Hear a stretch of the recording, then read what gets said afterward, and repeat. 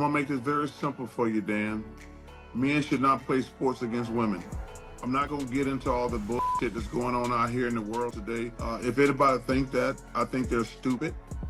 I'm not, like I say, I support the gay community 100%. I support the transgender community 100%. But I do not, under any circumstances, under zero, think that men should play sports against women.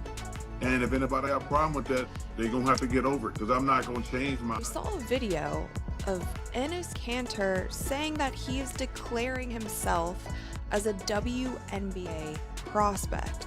So he posted this on his social media. He said, if simply declaring who you are is all that's required, then I meet every single requirement necessary to compete in the WNBA. And he basically says, based on the current guidelines, I can and am officially declaring my eligibility for the upcoming WNBA draft in April 2027. Like, I don't know whether to laugh, I don't know whether to cry, because like I've said in other videos, this league is the anything but basketball league. The storylines around this league are never about basketball. And I didn't realize what I was signing up for by covering this league to the extent that I have been covering it for the past 3 years. Like, I actually like sports. I don't want to talk about politics.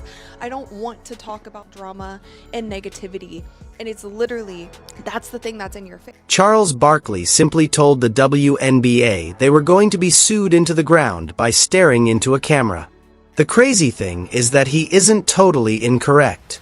One of the messiest weeks in the league's history has resulted from what began as a joke video from a retired NBA center. Attorneys have become involved, sponsors are becoming anxious, comment sections have devolved into full-fledged conflicts, and Barkley is sitting on national television declaring that the entire situation is completely absurd.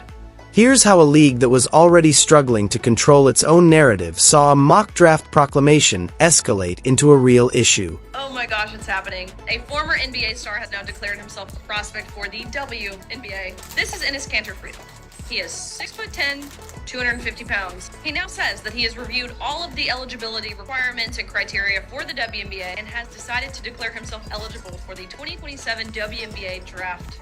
Yo, shit just got real, y'all. If this is true, Enes Kanter Freedom said, you know what?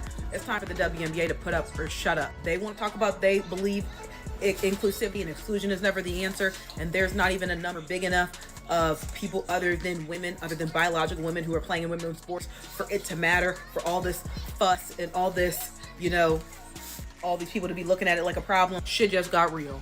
In a video, former NBA center Enes Kanter Freedom, who was expelled from the league due to his vocal political views, announced his eligibility for the 2027 WNBA draft. He didn't try to make it funny, he didn't scream, and he didn't act silly. Rather, he read a composed, nearly legal-sounding statement directly to the camera, sounding more like someone giving a press release than someone attempting to become viral for amusement. And reviewing the current eligibility guidelines, I am officially declaring myself a WNBA prospect. If simply declaring who you are is all that's required, then I meet every single requirement necessary to compete in the WNBA. My team and I have carefully examined the WNBA's eligibility criteria and governing framework surrounding self-identification and inclusion. Based on the current guidelines, I can and am officially declaring my eligibility for the upcoming WNBA draft in May 2027. Kanter never once claimed to be making fun of anyone, which is why his action was so difficult to ignore. In the same video, he made it clear, I am definitely not here to mock, make fun of, or disrespect any community or personal choices. All I'm asking is that everyone be treated equally within the current regulations. Many publications found it difficult to portray it as a straightforward joke story because that is an entirely different tone from a troll account posting for laughs. He presented the entire situation as a test of justice, pointing out that the WNBA's own collective bargaining agreement states that only women are eligible, but it never clarifies what that means or establishes a policy for how gender identity affects eligibility. If the door is open, I'm walking through it, and I'm doing it politely, Kanter essentially stated. I'm transgender. I'm a woman. I identify as sometimes identifying as a woman for purposes of basketball, professional basketball. So I'll be declaring for the WNBA draft. Only thing I want to say is what happened to the people that made content, the people that wore t-shirts that wanted men to play with women? Where did they go? I've been looking for them. Hey, where's Cheryl Reeve at with some t-shirts? Where them content creators at, man? This would be such a good idea if Caitlin Clark had him as a teammate. Where all y'all go now? Y'all been real quiet around here, bro. Real quiet. What the hell is going on? Then it became much more disorganized. Royce White, a former first-round selection of the Houston Rockets, did the same thing on Fox News a few hours after Cantor's video went viral. But he was louder and less understanding of subtleties. I identify as transgender. I'm a female. For the sake of professional basketball, I occasionally identify as a woman. So, I'll be declaring for the WNBA draft in 2027 as well, White declared, sitting there with a straight face while the anchor across from him attempted to determine whether the announcement was parody or a legitimate legal ploy. This could get interesting. Royce White, who is a former NBA player and a Republican candidate for U.S. Senate, has decided to declare for the WNBA draft as a transgender individual. And he is testing to see exactly what the left is going to do. Now, I'm sure that many on the left are already going to cry foul over this because he looks, walks, and talks like a man. And I think that this is hopefully going to educate quite a few of them on what we have all been saying regarding this situation. Because this guy is a former NBA player, and it is realistically a situation where if they do accept him, it is going to heavily tilt the scales in favor of whatever team he ends up on. Now, if they end up rejecting him entirely, the left will have proved our point. So this is an interesting trap that the WNBA has been put in, as well as the left in the United States. Within the same day, two former NBA players who were both over 6 feet 8 inches and first-round selections abruptly declared their intention to join a women's league. For what it's worth, Cantor has joked that he's already working on his crossover and stated in follow-up interviews that he's ready to show up if the league somehow lets the situation go all the way. This was no longer a one-time joke at that moment. The internet immediately viewed it as a concerted statement because it was beginning to take on that appearance. Are very upset after another NBA player identifies as a woman and is now declaring for the WNBA draft. I'm transgender. I identify as sometimes identifying as a woman, declaring for the WNBA draft. So yes, this is very true. We had Enes Freedom make the announcement yesterday, and we now have another former NBA player, Royce White, doing the same thing for the 2027 WNBA draft. Now, like I mentioned, a lot of people are very upset about this, so Royce White responded to this saying, I haven't even been publicly trans for 72 hours and I'm already getting so much hate. I just want to hoop with my girls in my feminine era. Why can't y'all be happy for me? Now, because of this, the WNBA announced that they are meeting to review what a woman is after recent events. The response was immediate and widespread, spilling over into mainstream news within a single news cycle, on every app, and in every group conversation. The videos received hundreds of millions of views on various platforms, and the comment sections became a veritable battlefield where people argued not only about basketball but also about identity, fairness, and the boundaries of satire. Some said it was the most hilarious thing they had seen all year and that it was the ideal method to reveal a policy that no one in the league office wanted to publicly declare. Others believed that two adult guys making fun of a women's league went too far for a joke, even though they insisted they were being polite. Reporters called sponsors who were already anxious about the league's continuing trans policy debate and asked directly if they would support the WNBA through yet another PR storm. According to reports, a few smaller regional sponsors completely stopped running advertising campaigns while they determined which way the wind was blowing. Additionally, according to insiders close to the league's marketing department, at least one national company discreetly canceled a planned ad rotation for the week. I do not, under any circumstances, zero, think that men should play sports against women. And if anybody have a problem with that, they're going to have to get over it, because I'm not going to change. I just think it's wrong, period. If people disagree with me, I'm good with that. Hey, We disagree. I'm not mad at you. I don't hate you. I'm not gonna call you names because that's just silly and stupid.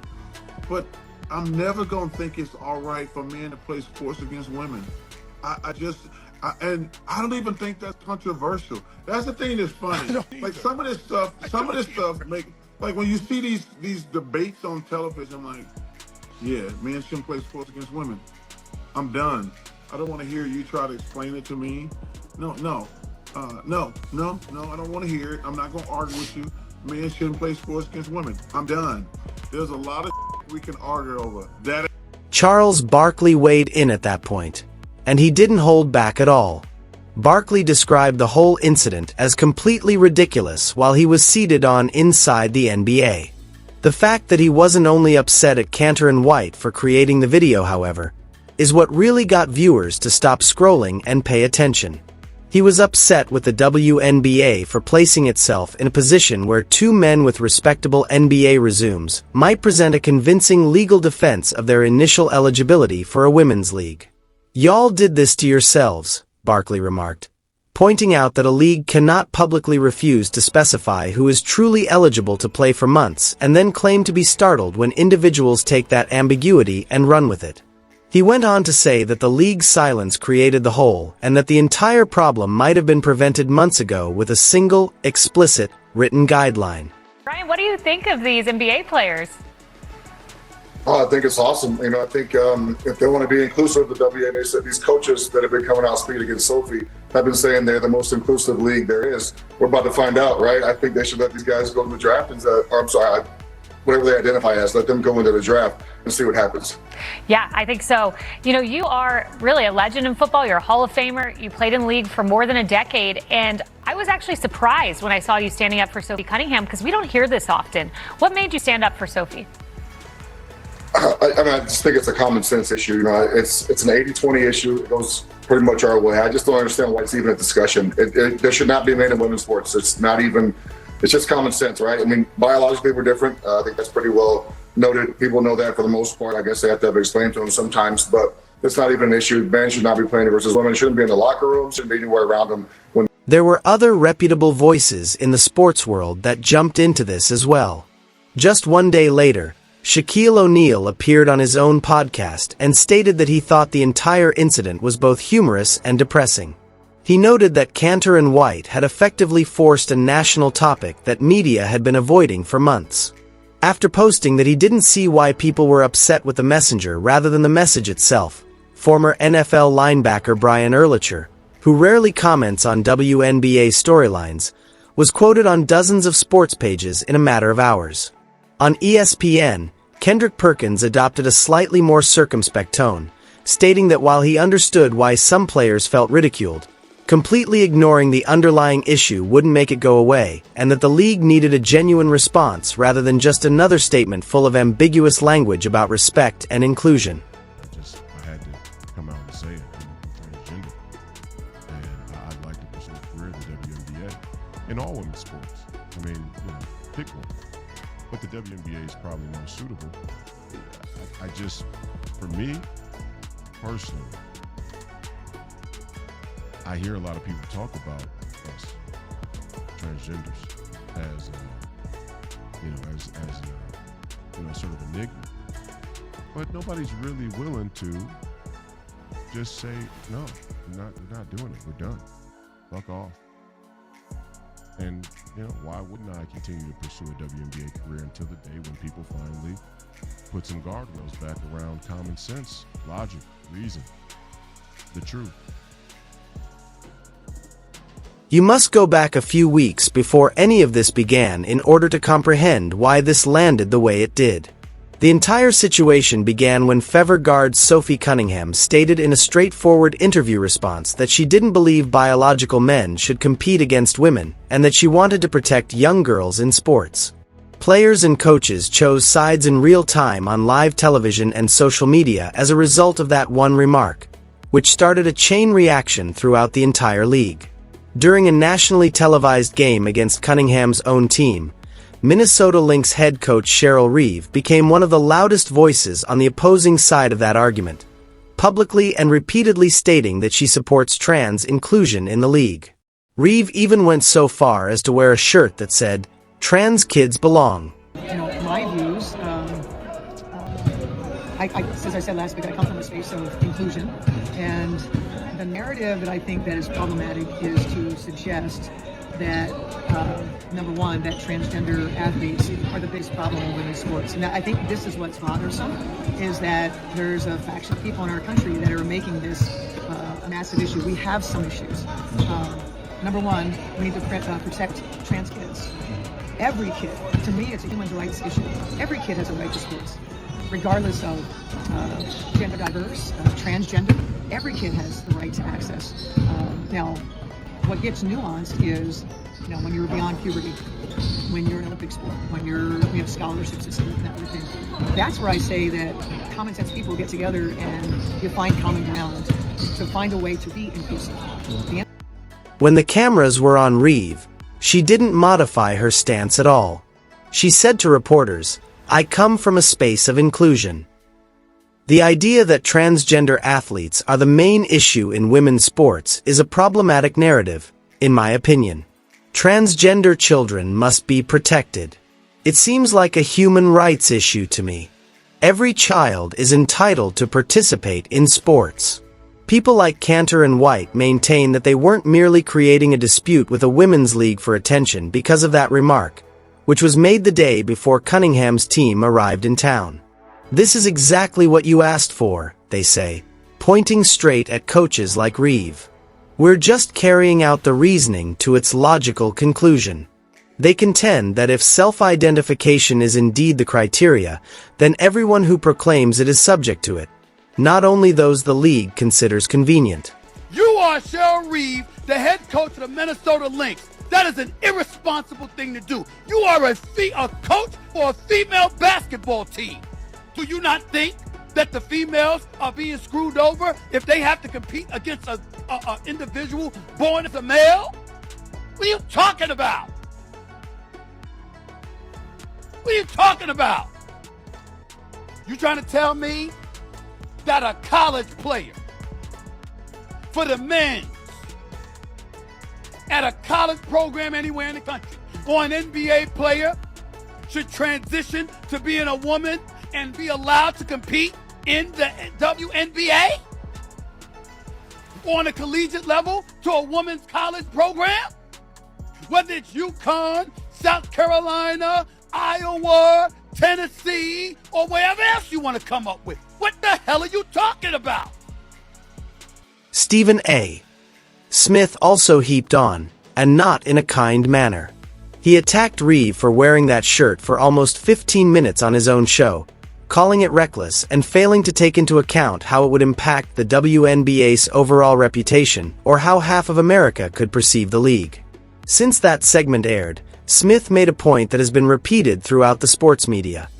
Regardless of how the argument is presented online, you can support people's rights and still think that biological men shouldn't compete against women in professional sports.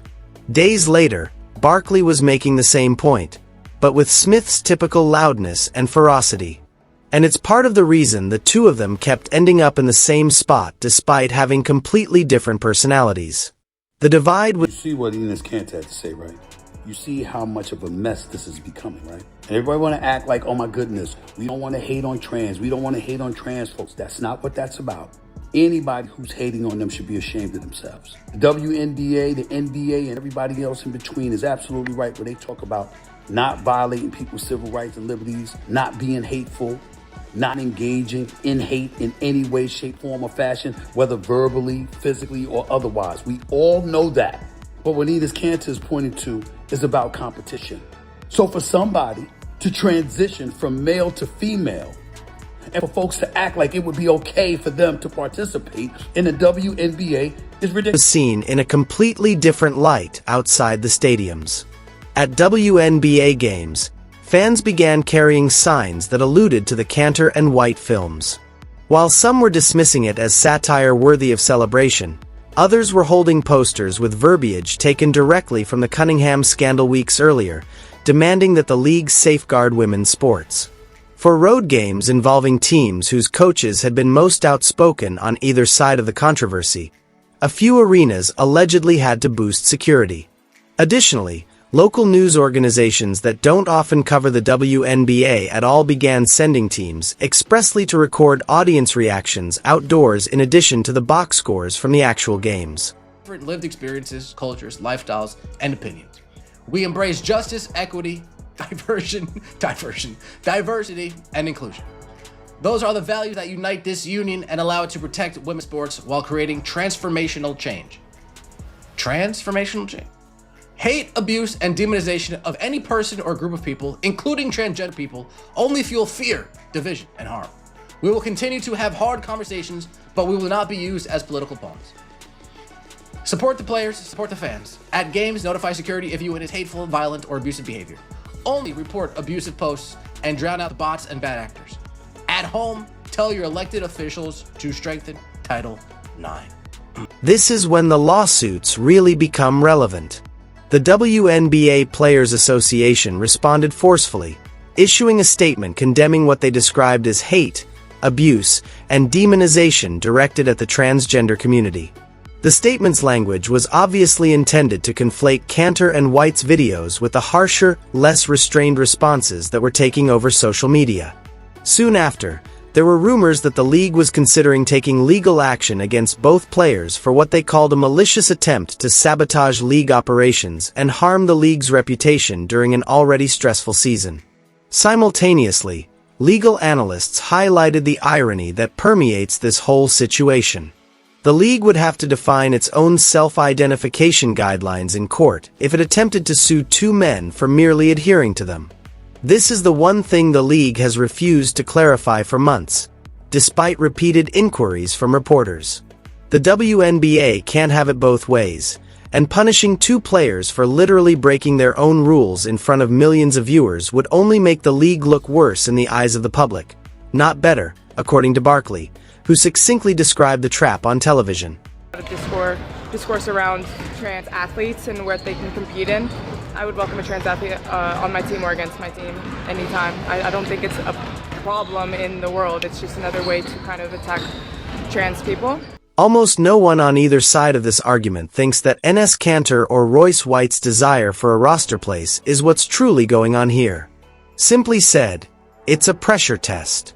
They are turning the league's own words against it, forcing a discussion about identity and inclusiveness that many coaches and players have been able to sidestep for months by employing ambiguous terminology. Cheryl Reeve envisioned the WNBA as a publicly and proudly self-identifying and inclusive league. Two former NBA players are currently at the door, demanding that the league provide documentation proving that it truly means what it says. Any organization would find it difficult to be in that situation, and the WNBA is currently defending it in front of the cameras on a daily basis. A major story, a cultural war story, in order to cling to relevance. He is doing the work of right-wing nutjobs who are rallying around this non-issue in order to pop himself up, to make himself relevant. And in essence, also undermining the very integrity of all conversations around trans athletes and undermining the integrity. Beneath all of this, there's a more subdued irony that hasn't received nearly as much attention as the litigation and sponsor worry. Of all people, Kanter's whole post-NBA career was built on his defensive values, which led to his blacklisting by a league unwilling to deal with the hassle. And now, against a whole different league, he is employing the same urge to probe an institution until it is compelled to defend itself. It's difficult to dispute that his strategy hasn't succeeded, regardless of whether people support it or not. With millions of people watching two former first-round picks make the exact argument they've been afraid to ask directly. Reporters who spent months asking league officials softball questions about eligibility policy are now receiving direct, one-word responses.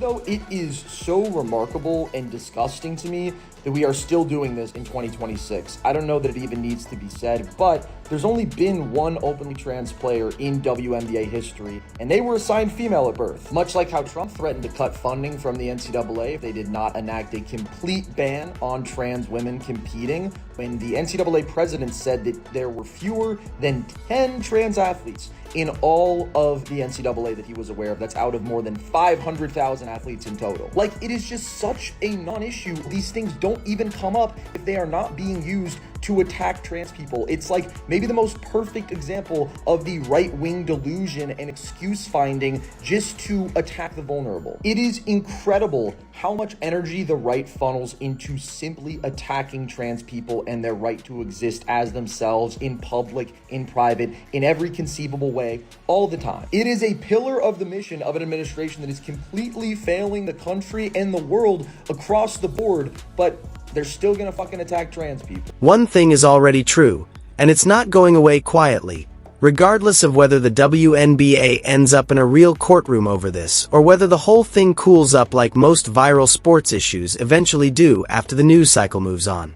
On national television, Charles Barkley publicly expressed what many people had been secretly contemplating for weeks. And he wasn't the only one who was willing to do so. Sponsors are keeping a careful eye on everything. It is said that attorneys are writing letters. In the midst of all of this, genuine basketball, the sport this league was created to highlight, has virtually vanished from the debate as fans take sides in arena parking lots and comment sections. That may turn out to be the most absurd aspect of this whole event, more so than any one lawsuit or popular opinion.